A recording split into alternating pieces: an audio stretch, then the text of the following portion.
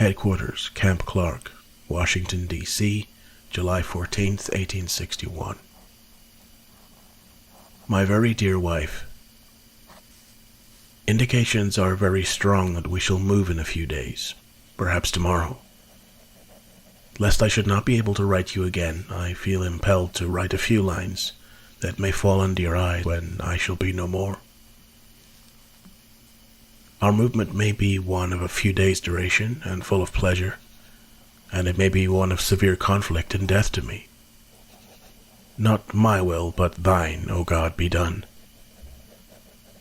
If it is necessary that I should fall on the battlefield for any country, I am ready.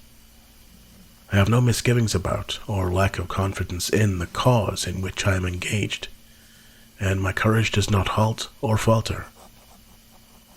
I know how strongly American civilization now leans upon the triumph of government, and how great a debt we owe to those who went before us through the blood and suffering of the Revolution, and I am willing, perfectly willing, to lay down all my joys in this life to help maintain this government and to pay that debt. But, my dear wife, when I know that with my own joys I lay down nearly all of yours, and replace them in this life with care and sorrows, when, after having eaten for long years the bitter fruit of orphanage myself, I must offer it as their only sustenance to my dear little children, is it weak or dishonorable, while the banner of my purpose floats calmly and proudly in the breeze, that my unbounded love for you, my darling wife and children, should struggle in fierce though useless contest with my love of country? I cannot describe to you my feelings on this calm summer night, when 2,000 men are sleeping around me, many of them enjoying the last, perhaps, before that of death, and I, suspicious that death is creeping behind me with his fatal dart, am communing with God, my country, and thee. I have sought most closely and diligently, and often in my breast, for a wrong motive in this hazarding the happiness of those I loved, and I could not find one. A pure love of my country and of the principles I have often advocated before the people, and the name of honor that I love more than I fear death, have called upon me, and I have obeyed. Sarah, my love for you is deathless. It seems to bind me with mighty cables that nothing but omnipotence can break. And yet my love of country comes over me like a strong wind and bears me irresistibly on with all those chains to the battlefield.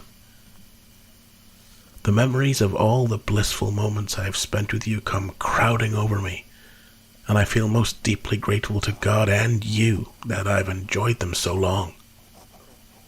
And how hard it is for me to give them up, and burn to ashes the hopes of future years when, God willing, we might still have lived and loved together, and seen our boys grow up to honorable manhood around us. I know I have but few claims upon divine providence, but something whispers to me, perhaps it is the wafted prayer of my little Edgar, that I shall return to my loved ones unharmed. If I do not, my dear Sarah, never forget how much I love you, nor that, when my last breath escapes me on the battlefield, it will whisper your name. Forgive my many faults and the many pains I have caused you.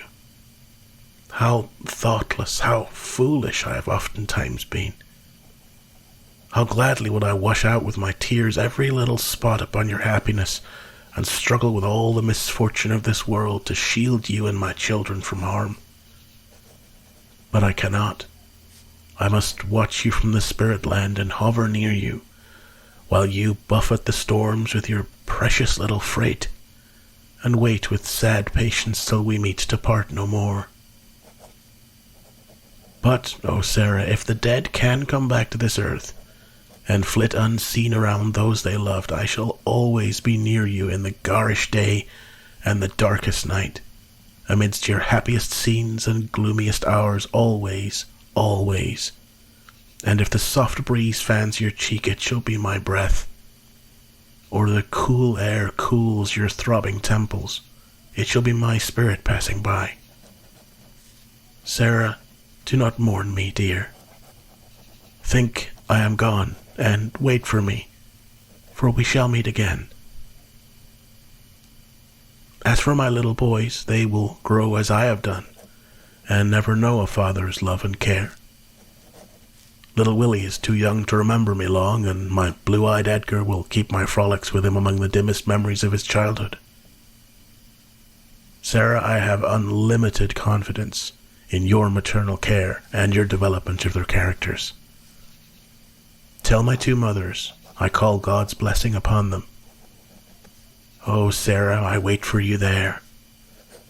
Come to me, and lead thither my children. Sullivan.